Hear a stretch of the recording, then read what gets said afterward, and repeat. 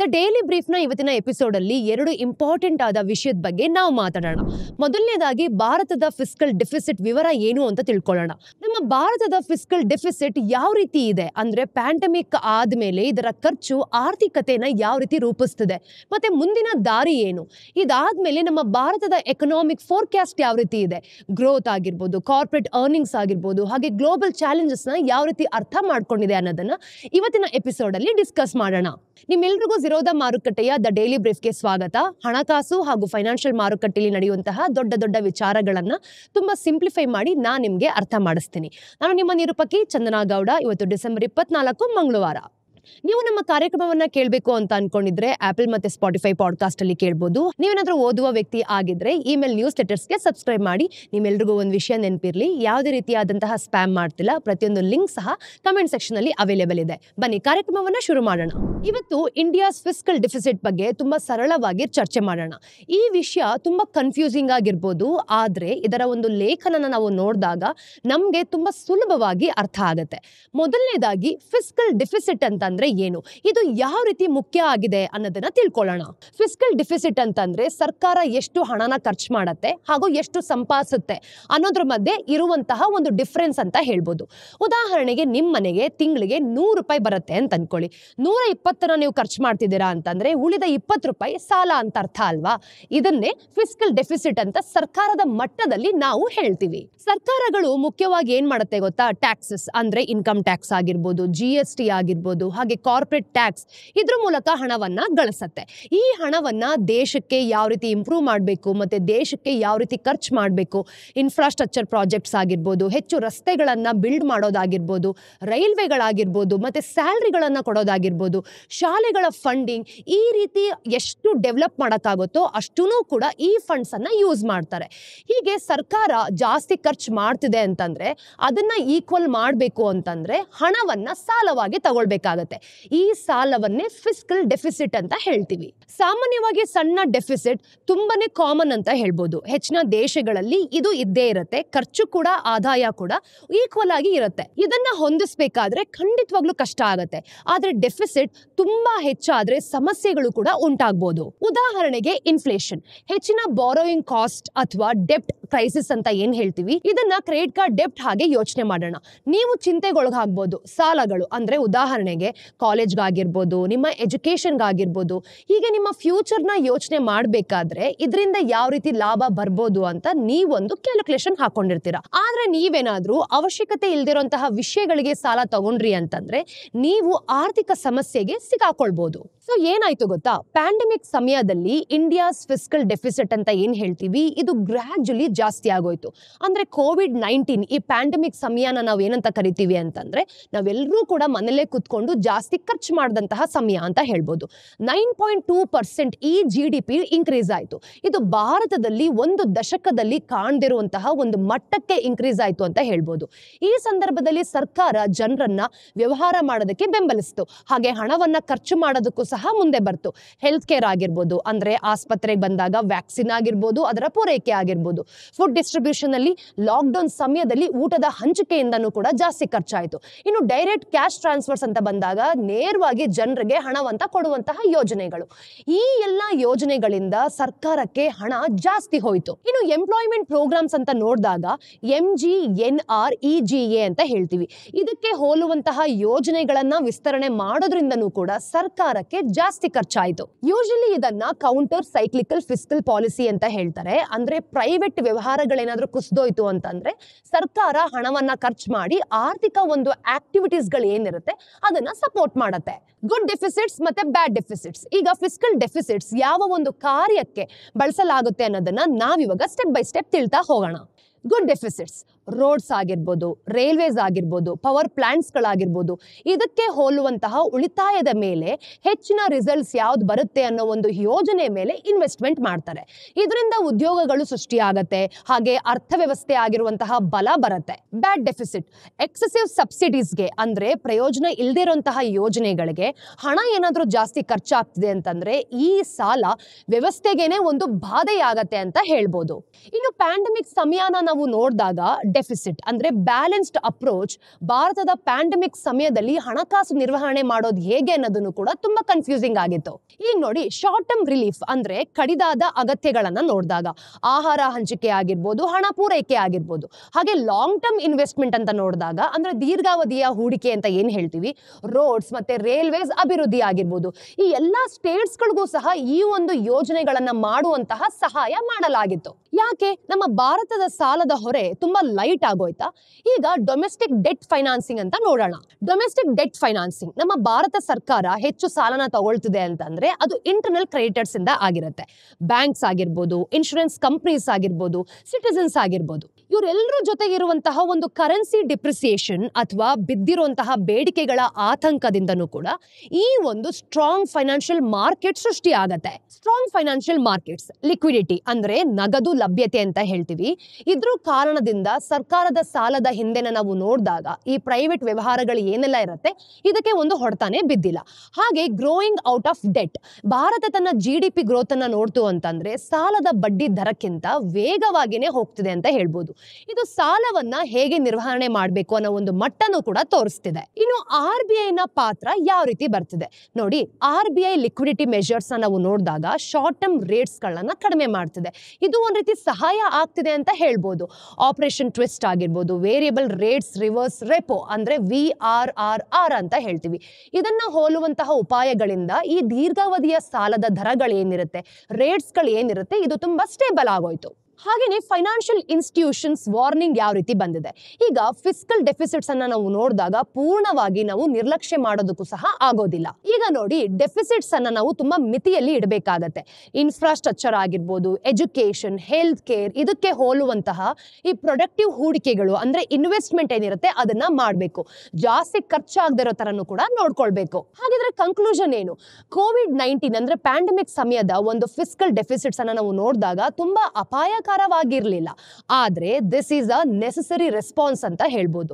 Thoughtful management ಮತ್ತು structural advantages ಅನ್ನು ನಾವು ನೋಡಿದಾಗ ಲಿಕ್ವಿಡಿಟಿ ಡೊಮೆಸ್ಟಿಕ್ ಡೆಟ್ ಫೈನಾನ್ಸಿಂಗ್ ಯಾವ ರೀತಿ ನಡೀತಿದೆ, ನಮ್ಮ ಭಾರತವನ್ನ ಇತರ ರಾಷ್ಟ್ರಗಳಿಗೆ ನಾವು ಕಂಪೇರ್ ಮಾಡಿದಾಗ ಯಾವ ರೀತಿ ಇದು ಒಂದು ಎಕ್ಸ್ಟ್ರೀಮ್ ಡಿಸಾಯಿಲ್ಟಿ ತೋರಿಸಿದೆ ಅನ್ನೋದನ್ನ ಸ್ಟೆಪ್ ಬೈ ಸ್ಟೆಪ್ ನಾವಿಲ್ಲಿ ನೋಡಿದ್ವಿ. ಅಂತಿಮವಾಗಿ ಹೇಳೋದಾದ್ರೆ ಫಿಸ್ಕಲ್ ಡೆಫಿಸಿಟ್ಸ್ ಒಂದು ಬೆಂಕಿ ತರ. ಅಂದ್ರೆ ಇದು ಯಾವ ರೀತಿ ನಾವು ಮೇಂಟೈನ್ ಮಾಡ್ತೀವಿ ಅನ್ನೋದ್ರ ಮೇಲೆ ನಾವು ಯಾವ ರೀತಿ ನಮ್ಮ ದೇಶದಲ್ಲಿ ಖರ್ಚು ಮಾಡಬಹುದು ಅನ್ನೋದು ಡಿಪೆಂಡ್ ಆಗಿರುತ್ತೆ.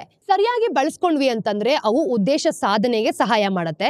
ತಪ್ಪಾಗಿ ನಡ್ಸ್ಕೊಂಡ್ವಿ ಅಂತಂದ್ರೆ ಅವು ಅಪಾಯಕಾರಿ ಆಗಬಹುದು. ಈಗ ನಮ್ಮ ದೇಶದ ಮುಂದಿನ ಹಾದಿ ಏನು ನೋಡಿ. ಫಿಸ್ಕಲ್ ಡಿಸಿಪ್ಲಿನ್ಸ್ ಅನ್ನ ಕಾಪಾಡ್ಕೊಳ್ಬೇಕು, ಗ್ರೋತ್ ಮತ್ತೆ ಸ್ಟೆಬಿಲಿಟಿಯಲ್ಲಿ ಜಾಸ್ತಿ ಇನ್ವೆಸ್ಟ್ಮೆಂಟ್ ಮಾಡಬೇಕು. ಇದು ಫಿಸ್ಕಲ್ ಡೆಫಿಸಿಟ್ಸ್ ಬಗ್ಗೆ ತುಂಬಾ ಸರಳವಾದ ವಿವರ ಅಂತ ಹೇಳೋದಕ್ಕೆ ಇಷ್ಟಪಡ್ತೀನಿ.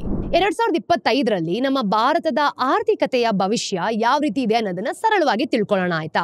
ಪ್ರತಿ ವರ್ಷ ಡಿಸೆಂಬರ್ ಬರ್ತಿದ್ದ ಹಾಗೆ ಬ್ಯಾಂಕ್ಸ್ ಆಗಿರ್ಬೋದು, ಇನ್ವೆಸ್ಟ್ಮೆಂಟ್ ಫರ್ಮ್ಸ್ ಆಗಿರ್ಬೋದು, ಹಾಗೆ ಇನ್ವೆಸ್ಟ್ಮೆಂಟ್ ಔಟ್ಲುಕ್ಸ್ಗಳು ಒಂದು ಪ್ರಕಟಣೆ ಮಾಡುತ್ತೆ. ಅಂದ್ರೆ ಇವು ಯಾವ ರೀತಿ ಇರುತ್ತೆ ಅನ್ನೋದನ್ನ ನಾವು ಹಾರೋಸ್ಕೋಪ್ ನೋಡಿ ತಿಳ್ಕೊಳ್ಬೇಕಾಗಿಲ್ಲ, ಆದ್ರೆ ಸ್ವಲ್ಪ ಡೀಟೇಲ್ಡ್ ಆಗಿ ಇರುತ್ತೆ. ಕೆಲವು ಬಾರಿ ಉಪಯುಕ್ತವಾಗಬಹುದು, ಆದ್ರೆ ಹಲವು ಬಾರಿ ತಪ್ಪಾಗ್ಲೂ ಕೂಡ ಬಹುದು. ಈ ರಿಪೋರ್ಟ್ ಯಾವ ರೀತಿ ಇರುತ್ತೆ ಅನ್ನೋದನ್ನ ನೋಡೋಣ. ಈಗ ನಮ್ಮ ಭಾರತದ ಎಕನಾಮಿ ಬಗ್ಗೆ ಅರ್ಥ ಮಾಡ್ಕೊಳ್ಳೋದಕ್ಕೆ ಇಂಟ್ರೆಸ್ಟಿಂಗ್ ಆಗಿರೋ ಫ್ಯಾಕ್ಟರ್ಸ್ ಇಲ್ಲಿದೆ ನೋಡಿ. ಇನ್ವೆಸ್ಟರ್ಸ್ ಆಗಿರ್ಬೋದು, ಅನಲಿಸ್ಟ್ ಗಳಾಗಿರ್ಬೋದು, ಇವರು ಯಾವ ರೀತಿ ಯೋಚನೆ ಮಾಡ್ತಾರೆ. ಈಗ ನೋಡಿ, ಗೋಲ್ಡ್ಮನ್ ಸ್ಯಾಕ್ಸ್ ಆಗಿರ್ಬೋದು, UBS, ಆಕ್ಸಿಸ್ ಬ್ಯಾಂಕ್ ಮತ್ತೆ ಫ್ರಾಂಕ್ಲಿನ್ ಟೆಂಪ್ಲೆಟನ್ ಹೋಲುವಂತಹ ಪ್ರಮುಖ ಸಂಸ್ಥೆಗಳು ಏನ್ ಮಾಡುತ್ತೆ, 2025ರಲ್ಲಿ ಭಾರತಕ್ಕೆ ಏನು ಭವಿಷ್ಯವನ್ನ ಕೊಡ್ತಿದೆ ಅನ್ನೋದನ್ನ ನೋಡೋಣ. GDP ಗ್ರೋತ್, ಭಾರತದ ಆರ್ಥಿಕ ವೃದ್ಧಿಯನ್ನ ನಾವು ನೋಡಿದಾಗ ಬಹುತೇಕ ಬ್ಯಾಂಕ್ಸ್ ಗಳೆಲ್ಲ ಏನಿರುತ್ತೆ 2025 ಹಾಗೂ 26ರ ಒಂದು ಆರ್ಥಿಕ ವರ್ಷದಲ್ಲಿ FY26 GDP ಗ್ರೋತ್ ನ ನಾವು ನೋಡಿದಾಗ 6.5% ಇಂದ 7% ಇರಬಹುದು ಅಂತ ಭವಿಷ್ಯವಾಣಿನೇ ಕೊಡ್ತಾ ಇದ್ದಾರೆ. ಇನ್ನು ಗೋಲ್ಡ್ಮನ್ ಸ್ಯಾಕ್ಸ್ ನ ನಾವು ಸೂಕ್ಷ್ಮವಾಗಿ ನೋಡಿದ್ವಿ ಅಂತಂದ್ರೆ 6.3% ಗೆ ಬರಬಹುದು ಅಂತ ಅಂದಾಜು ಸಹ ಮಾಡಿದ್ದಾರೆ. ಇದಕ್ಕೆ ಪ್ರಮುಖವಾದ ಕಾರಣ ಪಬ್ಲಿಕ್ ಸ್ಪೆಂಡಿಂಗ್ ಇಸ್ ಸ್ಲೋಯಿಂಗ್. ಅಂದ್ರೆ 2021 ಹಾಗೂ 24ರ ನಡುವೆ ಸರ್ಕಾರದ ಖರ್ಚು ವರ್ಷಕ್ಕೆ 30% ಅಲ್ಲಿ ವೇಗವಾಗಿ ಬೆಳೀತಿತ್ತು. ಅಂದ್ರೆ 2025ಕ್ಕೆ ಇದು ಕೇವಲ ಒಂದು ಸಿಂಗಲ್ ಡಿಜಿಟ್ಸ್ ನಲ್ಲಿ ಇದೆ. ಇನ್ನು credit growth is cooling of ಅಂತ ಹೇಳ್ಬೋದು. 2024ರಲ್ಲಿ 16% ಆಗಿದ್ದಂತಹ ಕ್ರೆಡಿಟ್ ಗ್ರೋತ್ 2025ರ ಅಕ್ಟೋಬರ್ ನಲ್ಲಿ 12.8% ಗೆ ಕುಸಿದೋಗಿದೆ. ಇದಕ್ಕೆ RBI ನಿಯಂತ್ರಣದ ಪರಿಣಾಮವಿದೆ ಅಂತ ವಿಶೇಷವಾಗಿ ಅನ್ಸೆಕ್ಯೂರ್ಡ್ ಲೋನ್ಸ್ ಮೇಲೆನೆ ಹೇಳ್ತಿದ್ದಾರೆ. ಹಾಗಿದ್ರೆ ಇಲ್ಲಿ ನಾವು ಯಾವ ರೀತಿ ಪಾಸಿಟಿವ್ ನೋಟ್ಸ್ ಅನ್ನ ತಗೊಳ್ಬಹುದು? ಸ್ಟೇಟ್ ವೆಲ್ಫೇರ್ ಸ್ಕೀಮ್ಸ್, ಮಹಿಳೆಯರಿಗೆ ಆದಾಯ ವರ್ಗಾವಣೆ ಯೋಜನೆಗಳನ್ನ ನಾವು ನೋಡಿದಾಗ ಇದ್ರ ಮೂಲಕ 2 ಲಕ್ಷ ಕೋಟಿಯಷ್ಟು ಹಣ ಅಂದ್ರೆ 0.6% ಆಫ್ GDP ಪ್ರಸಾರವಾಗತ್ತೆ ಅಂತ ಹೇಳ್ತಿದ್ದಾರೆ. ಇದು ಮನೆಗಳ ಖರ್ಚನ್ನ 7 ಇಂದ 45% ವರೆಗೂ ಕೂಡ ಜಾಸ್ತಿ ಮಾಡತ್ತೆ. ಕಾರ್ಪೊರೇಟ್ ಅರ್ನಿಂಗ್ಸ್, ಕಂಪನಿಗಳ ಲಾಭದ ಅಭಿವೃದ್ಧಿಯನ್ನ ನಾವು ನೋಡಿದಾಗ ಸ್ಟ್ಯಾಂಡರ್ಡ್ ಚಾರ್ಟರ್ಡ್ ಬ್ಯಾಂಕ್ ಅಂದಾಜು ಏನ್ ಮಾಡಿದೆ ಗೊತ್ತಾ? ನಿಫ್ಟಿ 50 ಲಾಭವನ್ನ ನಾವು ನೋಡಿದಾಗ FY25 ರಲ್ಲಿ 7% ಆಗಿದೆ, ಹಾಗೆ FY26 ರಲ್ಲಿ 14% ಮತ್ತು FY27 ರಲ್ಲಿ 12% ಜಾಸ್ತಿ ಆಗತ್ತೆ ಅಂತ ಹೇಳಿದ್ದಾರೆ. ಮಿಡ್ ಮತ್ತೆ ಸ್ಮಾಲ್ ಕ್ಯಾಪ್ ಕಂಪನಿಗಳು FY26 ಗೆ ಕ್ರಮವಾಗಿ 27% ಮತ್ತೆ 25% ಅಷ್ಟು ಲಾಭವನ್ನ ಕಾಣ್ತಿದೆ. ಗೋಲ್ಡ್ಮ್ಯಾನ್ ಸ್ಯಾಕ್ಸ್, MSCI ಇಂಡಿಯಾನ ನಾವು ನೋಡಿದಾಗ ಲಾಭ FY24 ರಲ್ಲಿ ಹಾಗೂ FY25 ಗೆ ಕ್ರಮವಾಗಿ 12% ಮತ್ತೆ 13% ಹೆಚ್ಚಾಗಬಹುದು ಅಂತಾನೂ ಕೂಡ ಹೇಳಿದ್ದಾರೆ. ವ್ಯಾಲ್ಯೂಯೇಷನ್ಸ್ ಯಾವ ರೀತಿ ಇದೆ, ಸ್ಟಾಕ್ಸ್ ಎಷ್ಟು ದುಬಾರಿಯಲ್ಲಿದೆ ನೋಡಿ. ನಿಫ್ಟಿ 50ನ ನಾವು ಪ್ರಸ್ತುತವಾಗಿ ಅಂದ್ರೆ ಕರೆಂಟ್ ಸಿಚುವೇಶನ್ ಅಲ್ಲಿ ನೋಡಿದಾಗ ಫಾರ್ವರ್ಡ್ ಮಾಡಿದ್ರೆ PE ರೇಷಿಯೋ 20.2x ನಲ್ಲಿ ವ್ಯಾಪಾರ ಮಾಡ್ತಿದೆ. ಹಾಗೆ ಗೋಲ್ಡ್ಮನ್ ಸ್ಯಾಕ್ಸ್ 2025 ರ ಅಂತ್ಯದ ವೇಳೆಗೆ ನಿಫ್ಟಿ 27,000 ಅಷ್ಟು ತಲುಪಬಹುದು ಅಂತಾನೂ ಹೇಳ್ತಾ ಇದೆ. ಆದ್ರೆ ಇದು ಅರ್ನಿಂಗ್ಸ್ ಗ್ರೋತ್ಗೆ ಯಾವ ರೀತಿ ಹೊಂದ್ಕೊಳ್ಬಹುದು, ಸಮಯ ತೆಗೆದುಕೊಳ್ಬಹುದಾ ಅನ್ನೋದನ್ನ ನಾವು ಕಾದು ನೋಡ್ಬೇಕಾಗತ್ತೆ. RBI ಇಂಟ್ರೆಸ್ಟ್ ರೇಟ್ಸ್, ಬಡ್ಡಿ ದರಗಳಲ್ಲಿ ನಾವು ಬದಲಾವಣೆಯನ್ನ ನೋಡಿದಾಗ ಬ್ಯಾಂಕ್ಸ್ ಗಳು ಬಹುತೇಕ RBI ರೇಟ್ ಆಫ್ ಇಂಟ್ರೆಸ್ಟ್ ಏನಿದೆ ಅದನ್ನ ಕಡಿಮೆ ಮಾಡಬೇಕು ಅಂತ ಆರಂಭ ಮಾಡ್ತಿದೆ. ಆದ್ರೆ ಅವರು ಕಂಟ್ರೋಲ್ ಅಲ್ಲಿ ಮಾಡ್ತಾರೆ. ಇನ್ನು ಸ್ಟ್ಯಾಂಡರ್ಡ್ ಚಾರ್ಟರ್ಡ್ ಅಲ್ಲಿ ನಾವು ನೋಡಿದಾಗ Q1 2025 ರಿಂದ 50 to 75 ಬೇಸಿಸ್ ಪಾಯಿಂಟ್ಸ್ ಗಳು ಅಂದ್ರೆ 0.5% ಇಂದ 0.75% ಅಷ್ಟು ರೇಟ್ ಆಫ್ ಇಂಟ್ರೆಸ್ಟ್ ಕಡಿಮೆ ಆಗ್ತಾ ಇದೆ. ಗವರ್ಮೆಂಟ್ ಬಾಂಡ್ಸ್ ಈಲ್ಡ್ 6.5% ಇಂದ 6.75% ಅಷ್ಟು ಒಂದು ಮ್ಯಾಡ್ ನಲ್ಲಿ ಇರಬಹುದು. ಅಂದ್ರೆ ಕಾರ್ಪೊರೇಟ್ ಬಾಂಡ್ಸ್ ಗಳಿಗೆ ಇನ್ವೆಸ್ಟರ್ಸ್ ಯಾವ ರೀತಿ ಅಟ್ರಾಕ್ಟ್ ಆಗ್ತಾರೆ ಅನ್ನೋದನ್ನ ಆಯ್ಕೆ ಮಾಡ್ಕೊಳ್ಳೋ ರೀತಿ ನೋಡ್ಬೇಕು. ಸೆಕ್ಟರ್ಸ್ ಟು ವಾಚ್, ಯಾವ ಕ್ಷೇತ್ರದಲ್ಲಿ ಬೆಳವಣಿಗೆ ಆಗತ್ತೆ ಅಂತ ನಾವು ನೋಡಿದಾಗ ಫ್ರಾಂಕ್ಲಿನ್ ಟೆಂಪ್ಲೆಟನ್ ನಾವು ನೋಡಿದಾಗ ಈ 3 ಕ್ಷೇತ್ರಗಳಲ್ಲಿ ಖಂಡಿತವಾಗ್ಲೂ ಜಾಸ್ತಿ ಕಾನ್ಫಿಡೆನ್ಸ್ ಇದೆ. ಬ್ಯಾಂಕ್ಸ್ ಉತ್ತಮ ಬೆಳವಣಿಗೆ ಮತ್ತು ಕಡಿಮೆ ಮೌಲ್ಯ ಅಂತ ಹೇಳ್ಬೋದು. ಕನ್ಸ್ಯೂಮರ್ ಕಂಪನೀಸ್ ಪ್ರೀಮಿಯಮೈಸೇಷನ್ ನಾವು ನೋಡಿದಾಗ ಬೆಲೆ ಬಾಳುವಂತಹ ಸರಕುಗಳು ಯಾವ್ದೆಲ್ಲ ಇರುತ್ತೆ ಇದನ್ನ ಪರ್ಚೇಸ್ ಮಾಡಬೇಕಾದ್ರೆ ಲಾಭ ತಂದು ಕೊಡುತ್ತೆ ಅಂತಾನೂ ಕೂಡ ಹೇಳ್ತಿದ್ದಾರೆ. ಆಟೋ SUVಗಳು ಜನಪ್ರಿಯ ಆಗ್ಬೋದು, ಹಾಗೆ ಇದರಲ್ಲಿ ಬರುವಂತಹ ಖರ್ಚಿನ ವರ್ಗಾವಣೆ ಏನಿರುತ್ತೆ ಅದನ್ನು ಸಹ ಒಂದು ಪ್ಲೇಸ್ ಇಂದ ಇನ್ನೊಂದು ಪ್ಲೇಸ್ಗೆ ಶಿಫ್ಟ್ ಮಾಡಬಹುದು ಅಂತಾನೂ ಕೂಡ ಹೇಳಿದ್ದಾರೆ. ರಿಯಲ್ ಎಸ್ಟೇಟ್, ಹಲವು ಬ್ಯಾಂಕ್ಸ್ಗಳು ಭಾರತದಲ್ಲಿ ಬಹು ವರ್ಷಗಳ ಒಂದು ಉನ್ನತ ಸ್ಥಿತಿಯ ಆರಂಭವಿದೆ ಅಂತಾನೆ ಹೇಳ್ಬೋದು. 15 ವರ್ಷಗಳಲ್ಲಿ ಪ್ರಾಪರ್ಟಿ ಇನ್ವೆಂಟ್ರೀಸ್ಗೆ ಕಡಿಮೆಯಾಗಿದೆ. ಇದು ಹೊಸ ನಿರ್ಮಾಣಕ್ಕೂ ಸಹ ಪ್ರೋತ್ಸಾಹ ಕೊಡ್ತಿದೆ ಅನ್ನೋದನ್ನ ನಾವು ಇಲ್ಲಿ ಕ್ಲಿಯರ್ ಆಗಿ ನೋಡಬಹುದು. ಇನ್ಫ್ಲೇಷನ್, ಆಹಾರದ ಬೆಲೆಗಳು ಹಾಗೆ ಒಂದು ಮೂಲ ರೇಟ್ ಆಫ್ ಇಂಟ್ರೆಸ್ಟ್ ಏನಿರುತ್ತೆ ಅದು ಸಹ ಗ್ರಾಜುಲಿ ಇನ್ಕ್ರೀಸ್ ಆಗತ್ತೆ. ಆಕ್ಸಿಸ್ ಬ್ಯಾಂಕ್ 2011 ಮತ್ತೆ 2024 ಒಂದು ನಡುವೆ ಕೋರ್ ಇನ್ಫ್ಲೇಷನ್ ಮತ್ತೆ ಫುಡ್ ಇನ್ಫ್ಲೇಷನ್ ನಾವು ನೋಡಿದಾಗ ಸುಮಾರು 120 ಇಂದ 125% ಅಷ್ಟು ಜಾಸ್ತಿ ಆಗಿದೆ. ಈಗಿನ ಆಹಾರದ ಬೆಲೆಗಳು ಏನಿದೆ ಇದು ಗ್ರಾಜುಲಿ ಜಾಸ್ತಿ ಆಗಿದ್ದು ಇತರ ಒಂದು ಬೆಲೆಗಳಿಗೆ ಕಂಪೇರ್ ಮಾಡಿದಾಗೂ ಸಹ ಇನ್ನು ಇನ್ಕ್ರೀಸ್ ಆಗ್ಬೋದು ಅಥವಾ ಆಹಾರದ ಬೆಲೆಗಳು ಕಡಿಮೆ ಆಗ್ಬೋದು ಅಂತಾನೂ ಹೇಳ್ತಾ ಇದ್ದಾರೆ. ಗ್ಲೋಬಲ್ ಚಾಲೆಂಜಸ್, ಡೊನಾಲ್ಡ್ ಟ್ರಂಪ್ ಹಾಗೆ ಚೀನಾದ ಪರಿಣಾಮ ಏನಿದೆ ಇದು 2025 ರಲ್ಲಿ ಒಂದು ಅಧಿಕಾರಕ್ಕೆ ಏನಾದ್ರೂ ಬಂತು ಅಂತಂದ್ರೆ ಇದು ಒಂದು ಗ್ಲೋಬಲ್ ವ್ಯಾಪಾರದ ಮೇಲೆ ಪರಿಣಾಮ ಬೀಳುವಂತ ಸಾಧ್ಯತೆ ಖಂಡಿತವಾಗ್ಲೂ ಇದೆ. ಇನ್ನು UBS 3 ಪ್ರಮುಖ ಅಂಶಗಳನ್ನು ಕೂಡ ಹೈಲೈಟ್ ಮಾಡ್ತಿದೆ. ಸ್ಲೋವರ್ ಗ್ಲೋಬಲ್ ಗ್ರೋತ್, US ಮತ್ತೆ ಚೈನಾದ ವೃದ್ಧಿ ಏನಾದ್ರೂ ತಗ್ಗೋಯ್ತು ಅಂತಂದ್ರೆ ಭಾರತದ ಎಕ್ಸ್ಪೋರ್ಟ್ಸ್ ಮೇಲೆ ಪ್ರಭಾವ ಖಂಡಿತವಾಗ್ಲೂ ಬರುತ್ತೆ. ಕೆಪೆಕ್ಸ್ ಡಿಲೇಸ್, ಚೈನಾ ತನ್ನ ಮ್ಯಾನುಫ್ಯಾಕ್ಚರಿಂಗ್ ಕೆಪಾಸಿಟಿನ ಕಡಿಮೆ ಬೆಲೆಯಲ್ಲಿ ಮಾರಿದ್ರೆ ಭಾರತೀಯ ಕಂಪನಿಗಳು ಹೊಸ ಒಂದು ಇನ್ವೆಸ್ಟ್ಮೆಂಟ್ ಅಲ್ಲಿ ತಡ ಆಗೋದಂತೂ ಖಂಡಿತವಾಗ್ಲೂ ಕಾಣುತ್ತೆ. ಟ್ರೇಡ್ ಇಂಬ್ಯಾಲೆನ್ಸ್, ಚೈನಾದ ಒಂದು ವ್ಯಾಲ್ಯೂ ಏನಾದ್ರೂ ಕುಸಿದೋಯ್ತು ಅಂತಂದ್ರೆ ಭಾರತದ ವ್ಯಾಪಾರದ ಒಂದು ಸಮತೋಲನಕ್ಕೆ ಹಾನಿಯಾಗುವಂತಹ ಒಂದು ಸಾಧ್ಯತೆ ಖಂಡಿತವಾಗ್ಲೂ ಬರುತ್ತೆ. ಆದ್ರೆ ಚೈನಾ +1 ಸ್ಟ್ರಾಟಜಿ ಕಾರಣದಿಂದ ಭಾರತಕ್ಕೆ ಏನಾದ್ರೂ ಆಕರ್ಷಣೆ ಆಗ್ತಿದ್ಯಾ? ಸ್ಟಾಕ್ ಮಾರ್ಕೆಟ್, ಫಾರಿನ್ ಮತ್ತೆ ಡೊಮೆಸ್ಟಿಕ್ ಇನ್ವೆಸ್ಟರ್ಸ್ ಗಳನ್ನ ನಾವು ನೋಡಿದಾಗ 2023 ರಲ್ಲಿ ವಿದೇಶಿ ಇನ್ವೆಸ್ಟರ್ಸ್ ಯಾರೆಲ್ಲ ಇದ್ದಾರೆ ಅಂದ್ರೆ 94,000 ಕೋಟಿ ಹಿಂಪಡೆಯಾಗಿದೆ ಅಂತ ಹೇಳ್ಬೋದು. ನಮ್ಮ ಭಾರತೀಯ ಸಂಸ್ಥೆಗಳು ಕೂಡ 59,000 ಕೋಟಿಯ ಒಂದು ಇನ್ವೆಸ್ಟ್ಮೆಂಟ್ ಅನ್ನು ಕೂಡ ಮಾಡಿದೆ. ಭಾರತ ಈಗಾಗಲೇ 4ನೇ ಅತಿ ದೊಡ್ಡ ಈಕ್ವಿಟಿ ಮಾರ್ಕೆಟ್ ಅಂತಾನೆ ಹೇಳ್ಬೋದು. ಅಂದ್ರೆ $5 ಟ್ರಿಲಿಯನ್ ಮೌಲ್ಯ ಇದರಲ್ಲಿ ಇದೆ. ಆದ್ರೆ ಇದು ಹೆಚ್ಚು ವಾಲಿಟಿಲಿಟಿಗೆ ಕೂಡ ಒಳಗಾಗಬಹುದು. ಇವತ್ತಿನ ಟಿಡ್ಬಿಟ್ಸ್ ನಂಬರ್ 1, ಭಾರತ ಸರ್ಕಾರ industrial finance corporation of India IFCಗೆ ಒಂದು 500 ಕೋಟಿ ಹಣವನ್ನ ಕೊಟ್ಟಿದೆ. ಅಂದ್ರೆ 71.72% ಕೋರ್ಟ್ ಮಾಲೀಕತ್ವ ಏನಿದೆ ಇದನ್ನ ಉಳಿಸ್ಕೊಳ್ಬೇಕು ಅಂತ ಹೇಳಿದೆ. 2024 ಹಾಗೂ 25ರ first supplementary demands for grants ಅನ್ನ ನಾವು ನೋಡಿದಾಗ ಈ ಹಣವನ್ನ ಅನುಮೋದಿಸಲಾಗಿದೆ ಅಂತಾನೆ ಹೇಳ್ಬೋದು. ಹೀಗಾಗಿ ಈ ಒಂದು ಹಣ ಏನಿದೆ ಇದು ಫಿಸ್ಕಲ್ ಪ್ರೆಷರ್ ಅನ್ನ ಹೆಚ್ಚಿದೆ ಅಂತಾನೆ ಹೇಳುತ್ತೆ. ಹಾಗೆಯೇ IFCಯ ಒಂದು ಆರ್ಥಿಕ ಶಕ್ತಿಯನ್ನು ಕೂಡ ತುಂಬಾ ಸ್ಟ್ರಾಂಗ್ ಮಾಡ್ತಿದೆ. ಯಾಕೆ ಗೊತ್ತಾ, ಈ ಹಣವನ್ನ ಬೇರೆ ಗ್ರಾಂಟ್ಸ್ ನಲ್ಲಿ ಏನಾದರೂ ಸೇವಿಂಗ್ಸ್ ಇಂದ ತೆಗೆದುಕೊಳ್ಳಲಾಗಿದೆ ಅಂತಂದ್ರೆ ಈ ವರ್ಷ IFCIಗೆ ಒಂದು ಎರಡನೇ ಮುಖ್ಯವಾದ ಕ್ಯಾಪಿಟಲ್ ಇನ್ಫ್ಯೂಷನ್ ಕೂಡ ಆಗಿದೆ ಅಂತ ಅರ್ಥ. ಮೊದಲು 500 ಕೋಟಿ ಈಕ್ವಿಟಿ ಶೇರ್ಸ್ ಮೂಲಕ ಇದನ್ನ ಸಂಗ್ರಹಿಸಲಾಗಿತ್ತು. ನಂಬರ್ 2, ವೆಂಚರ್ ಕ್ಯಾಪಿಟಲ್ ಕ್ಷೇತ್ರವನ್ನು ನಾವು ನೋಡಿದಾಗ ನಮ್ಮ ಭಾರತವು 2024 ಅಂದ್ರೆ ಜನವರಿಯಿಂದ ನವೆಂಬರ್ ನಡುವಿನ ಒಂದು ಅವಧಿಯಲ್ಲಿ 888 ಡೀಲ್ಸ್ ಮೂಲಕ ಅಂದ್ರೆ $16.77 ಬಿಲಿಯನ್ ಫಂಡಿಂಗ್ ಅನ್ನ ದಾಖಲೆ ಮಾಡಿದೆ. 2023 ನಾವೇನಾದ್ರೂ ಇದನ್ನ ಕಂಪೇರ್ ಮಾಡಿದ್ವಿ ಅಂತಂದ್ರೆ ಡೀಲ್ ವ್ಯಾಲ್ಯೂನಲ್ಲಿ 14.1% ಜಾಸ್ತಿ ಆಗಿದೆ. ಹಾಗೆ ಡೀಲ್ ವಾಲ್ಯೂಮ್ ನಲ್ಲೂ ಕೂಡ 21.8% ಇಂಪ್ರೂವ್ ಆಗಿದೆ ಅಂತಾನೆ ಹೇಳ್ಬೋದು. ಇದನ್ನೆಲ್ಲ ನಾವು ನೋಡಿದಾಗ ಬೇಸಿಕ್ಲಿ ಅರ್ಥ ಆಗುತ್ತೆ ಗೊತ್ತಾ, ಟೆಕ್ನಾಲಜಿ ಸೆಕ್ಟರ್ ಮುಂದೆ ಇದೆ.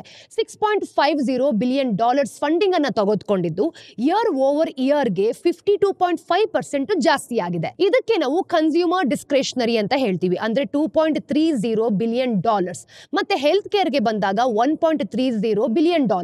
ಹಾಗೇನೆ ಇನ್ನೆಲ್ಲನೂ ಕೂಡ ನಾವು ಕಂಪೇರ್ ಮಾಡ್ತಿದ್ದೀವಿ ಅಂತಂದ್ರೆ ಹೆಲ್ತ್ ಕೇರ್ ಸೆಕ್ಟರ್ ನಲ್ಲಿ 177.6% ಹೆಚ್ಚಿನ ಒಂದು ವೃದ್ಧಿಯನ್ನ ಕಂಡಿದೆ ಅಂತ ಹೇಳ್ಬೋದು. ಇನ್ನು ಪ್ರಮುಖ ಡೀಲ್ಸ್ ಗಳನ್ನ ನಾವು ನೋಡಿದಾಗ ಝೆಪ್ಟೋನ $1.3 ಬಿಲಿಯನ್ ಫಂಡಿಂಗ್ ಏನಿದೆ ಇದು ಪೂಲ್ ಸೈಡ್ ನ AI ನ ಒಂದು $500 ಮಿಲಿಯನ್ ರೇಸ್ ಮಾಡಿದೆ ಅಂತಾನೆ ಹೇಳ್ಬೋದು. ನಂಬರ್ 3, ಗೋಲ್ಡ್ ಲೋನ್ ನಾನ್ ಬ್ಯಾಂಕಿಂಗ್ ಫೈನಾನ್ಷಿಯಲ್ ಕಂಪನೀಸ್ NBFC ನಲ್ಲಿ ಒಂದು ಆಕ್ಷನ್ಸ್ ಜಾಸ್ತಿ ಆಗ್ತಿದೆ. ಈಗ ರೆಗ್ಯುಲೇಟರಿ ಓವರ್ಸೆಟ್ ಅನ್ನು ನಾವು ನೋಡಿದಾಗ ಇದು ತುಂಬಾ ಟಫ್ ಆಗ್ತಿರೋದು ಒಂದು ಪರ್ಫೆಕ್ಟ್ ಎಕ್ಸಾಂಪಲ್ ಅಂತ ಹೇಳ್ಬೋದು. ಮುಥೂಟ್ ಫೈನಾನ್ಸ್ ನ ಮೊದಲ ಕ್ವಾರ್ಟರ್ಲಿ ರಿಪೋರ್ಟ್ ನೋಡಿದಾಗ 69 ಕ್ರೋರ್ ಮೌಲ್ಯದ ಒಂದು ಗೋಲ್ಡ್ ಆಕ್ಷನ್ ಮಾಡಿದ್ದು ಎರಡನೇ ಕ್ವಾರ್ಟರ್ಲಿ ರಿಪೋರ್ಟ್ ಅಲ್ಲಿ 250 ಕ್ರೋರ್ ಜಾಸ್ತಿ ಆಗಿದೆ. ಅದೇ ರೀತಿ ಮಣಪುರಂ ಫೈನಾನ್ಸ್ ಕೂಡ ಎರಡನೇ ಒಂದು ತ್ರೈಮಾಸಿಕ ರಿಪೋರ್ಟ್ ಅನ್ನು ನಾವು ನೋಡಿದ್ವಿ ಅಂತಂದ್ರೆ 360 ಕ್ರೋರ್ ಮೌಲ್ಯದ ಒಂದು ಗೋಲ್ಡ್ ಆಕ್ಷನ್ ಅನ್ನ ಮಾಡಿದ್ದಾರೆ. RBI ನ ಒಂದು 75% ಗೋಲ್ಡ್ ಟು ವ್ಯಾಲ್ಯೂ LTV ಅಂತ ಹೇಳ್ತೀವಿ, ಈ ಒಂದು ಕ್ಯಾಪ್ ಅನ್ನ ಅನುಸರಿಸಿದೆ. ಇದನ್ನೆಲ್ಲನೂ ಕೂಡ ಒಂದು ಆವರೇಜ್ ಅಲ್ಲಿ ನಾವು ನೋಡಿದ್ವಿ ಅಂತಂದ್ರೆ LTV 58% ಗೆ ಬಂದಿದೆ. ಅಂದ್ರೆ ಅದೇ ಸಮಯದಲ್ಲಿ ಗೋಲ್ಡ್ ಜ್ಯುವೆಲರಿನ ವಿರುದ್ಧ ಕೂಡ ಬ್ಯಾಂಕ್ ಕ್ರೆಡಿಟ್ 2024 ಅಕ್ಟೋಬರ್ 18 ವೇಳೆಗೆ ಇಯರ್ ಆನ್ ಇಯರ್ಗೆ 56.2% ಜಾಸ್ತಿ ಆಗಿದೆ. ಹಿಂದಿನ ವರ್ಷ ಅದೇ ಅವಧಿಯಲ್ಲಿ 13.1% ವೃದ್ಧಿ ಆಗಿದೆ ಅಂತಂದ್ರೆ ಈ ವರ್ಷಕ್ಕೆ ನಾವು ಹೋಲಿಸಿದಾಗ ಮುಂದಿನ ವರ್ಷ ಯಾವ ರೀತಿ ನಮ್ಗೆ ಇಂಪ್ರೂವ್ಮೆಂಟ್ ಆಗ್ಬೋದು ಅನ್ನೋದನ್ನ ನಾವಿಲ್ಲಿ ತಿಳ್ಕೊಂಡಿದ್ದೀವಿ. ಸೊ ಕನ್ಕ್ಲೂಷನ್ ಏನ್ ಗೊತ್ತಾ, 2025 ಭಾರತಕ್ಕೆ ಆರ್ಥಿಕವಾಗಿ ಬೇಕಾದಷ್ಟು ಚಾಲೆಂಜಸ್ ಗಳಿದ್ರೂ ಸಹ ಒಂದು ಆರ್ಥಿಕತೆನ ನಾವು ಸ್ಟ್ರಾಂಗ್ ಮಾಡಬೇಕು ಅಂತಂದ್ರೆ ಅದರ ಒಂದು ಮುನ್ನೋಟ ತುಂಬಾ ಸ್ಟೇಬಲ್ ಆಗಿರ್ಬೇಕು. ಇನ್ವೆಸ್ಟ್ಮೆಂಟ್ಸ್ ಆಗಿರ್ಬೋದು, ಕಾರ್ಪೊರೇಟ್ ಪ್ರಾಫಿಟ್ಸ್ ಆಗಿರ್ಬೋದು, ಹಾಗೆ ಇನ್ಫ್ರಾಸ್ಟ್ರಕ್ಚರ್ ಗ್ರೋತ್ ಆಗಿರ್ಬೋದು, ಇದೆಲ್ಲನೂ ಕೂಡ ನಮ್ಮ ದೇಶದ ಪ್ರೋಗ್ರೆಸ್ಗೆ ಖಂಡಿತವಾಗ್ಲೂ ಮುಖ್ಯ. 2025 ಒಂದು ಪಾಸ್ ಇಯರ್ ಆಗಿದ್ರೂ ಸಹ ಸಮಸ್ಯೆ ಖಂಡಿತವಾಗ್ಲೂ ಇಲ್ಲ. ಸ್ನೇಹಿತರೆ, ಝೀರೋದ ಮಾರುಕಟ್ಟೆಯ ದ ಡೈಲಿ ಬ್ರೀಫ್ ನ ಅಪ್ಡೇಟ್ ನಿಮ್ಮೆಲ್ಲರೂ ಕೂಡ ಇಷ್ಟ ಆಗಿದೆ ಅಂತ ಅನ್ಕೊಂಡಿದ್ದೀನಿ. ಇಷ್ಟ ಆದಲ್ಲಿ ಲೈಕ್ ಮಾಡಿ, ಶೇರ್ ಮಾಡಿ, ಸಬ್ಸ್ಕ್ರೈಬ್ ಮಾಡಿ. Stay informed, stay cautious. ಮತ್ತಷ್ಟು ಅಪ್ಡೇಟ್ಸ್ ಒಂದಿಗೆ ನಾನು ನಿಮಗೆ ನೆಕ್ಸ್ಟ್ ವಿಡಿಯೋಲಿ ಸಿಗ್ತೀನಿ. ನಾನು ನಿಮ್ಮ ಚಂದನ, ಸೈನಿಂಗ್ ಆಫ್. Take care.